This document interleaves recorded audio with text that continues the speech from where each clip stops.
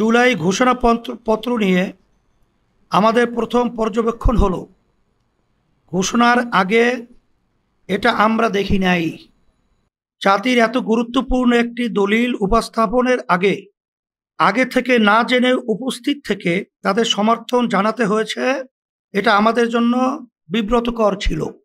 তারপরও প্রত্যাশিত দিনে জুলাই ঘোষণাপত্র পঠিত হয়েছে, সেজন্য সংশ্লিষ্টদের ধন্যবাদ।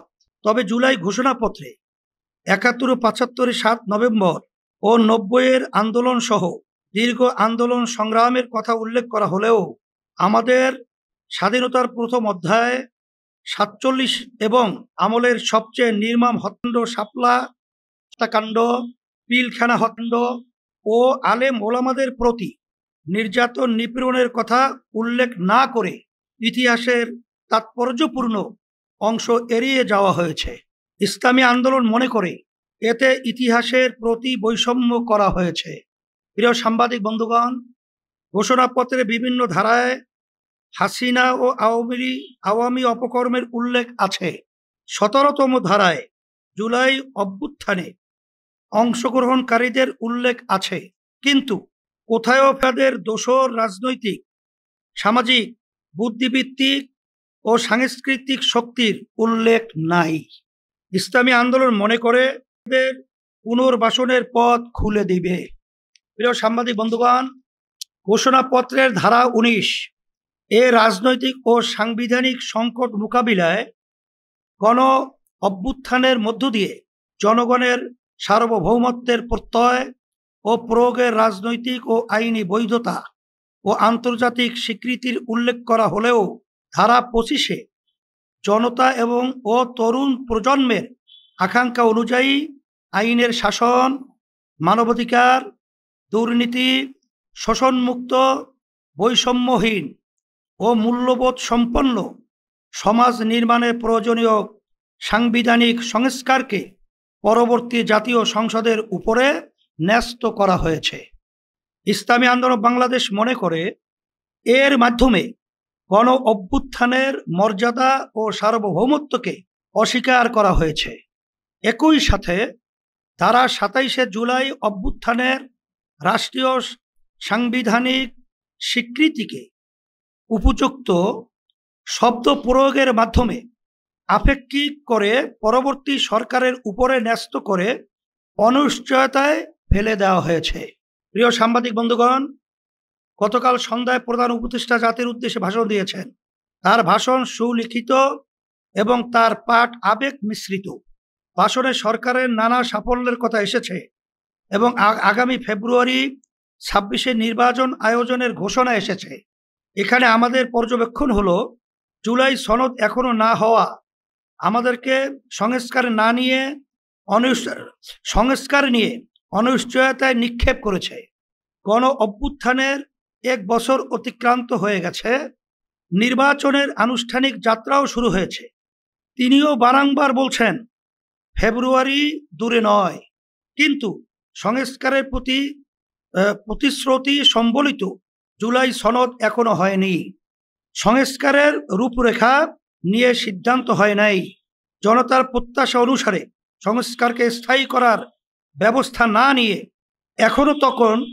এখন তক সংস্কারকে পরবর্তী সরকারের উপরে ন্যস্ত রেখে পুরো সংস্কার কার্যক্রমকে অনিশ্চিত করে রাখা হয়েছে। আমরা পরিষ্কার করে বলতে চাই, অধ্যাদেশ জারি বা গণভোটের মাধ্যমে জুলাই সনদের আইনি ভিত্তি তৈরি করতে হবে এবং জুলাই সনদের ভিত্তিতেই জাতীয় নির্বাচনের আয়োজন করতে হবে। প্রিয় সাংবাদিক বন্ধুগণ, ইসলামী আন্দোলন বাংলাদেশ সুদীর্ঘকাল থেকে পিআর পদ্ধতিতে নির্বাচন আয়োজনের দাবি জানিয়ে আসছে। অভ্যুত্থানের পরে পিআরের পক্ষে ব্যাপক জনমত গঠন হয়েছে এবং রাজনৈতিক ঐক্যমত্য প্রতিষ্ঠা হয়েছে। আমরা বারংবার উভয় কক্ষে পিআর পদ্ধতির নির্বাচন আয়োজনের জন্য সংস্কার কমিশনে কথা বলেছি, লিখিত জানিয়েছি। এর যৌক্তিক প্রতিক্রিয়া হওয়া উচিত ছিল পিআর নিয়ে সংস্কার কমিশনে এজেন্ডা রাখা, কিন্তু ঐক্যমত্য কমিশনে আমাদের বারংবার প্রচেষ্টা সত্ত্বেও নিম্নকক্ষে পিয়ার নিয়ে কোনো এজেন্ডাই রাখা হয় নাই। আমরা এর তীব্র নিন্দা ও ক্ষোভ জানাচ্ছি। অভ্যুত্থানের পর রাজনৈতিক সংস্কার সংশ্লিষ্ট সবচেয়ে আলোচিত ও গুরুত্বপূর্ণ বিষয় পিয়ার নিয়ে কোনো সিদ্ধান্ত হওয়ার আগেই নির্বাচনের মাস নির্ধারণ করা, জনদাবির প্রতি স্পষ্টত উপেক্ষা করা। আমরা নির্বাচন কমিশনের প্রতি আহ্বান জানাবো, নির্বাচন পদ্ধতি নিয়ে এই জনদাবির বিষয়ে কোনো সিদ্ধান্ত হওয়ার আগে নির্বাচনের তফসিল ঘোষণাপত্রর কার্যক্রম শুরু করবেন না। একই সাথে ঐক্যমত্য কমিশনের প্রতি আহ্বান জানাবো, অতি দ্রুত পিয়ার নিয়ে এজেন্ডা নির্ধারণ করে আলোচনা শুরু করুন। প্রিয় সাংবাদিক বন্ধুগণ, সংসদের উচ্চকক্ষে পিয়ার পদ্ধতিতে নির্বাচনের সিদ্ধান্ত হয়েছে, কিন্তু উচ্চকক্ষের ভোট গ্রহণ কিভাবে হবে এবং উচ্চকক্ষের ক্ষমতা, কার্য পরিধি ও মর্যাদা কি হবে তা নিয়ে বিস্তারিত কোনো সিদ্ধান্ত হয় নাই। নির্বাচনের আগে এইসব বিষয়ে স্পষ্ট সিদ্ধান্ত হতে হবে।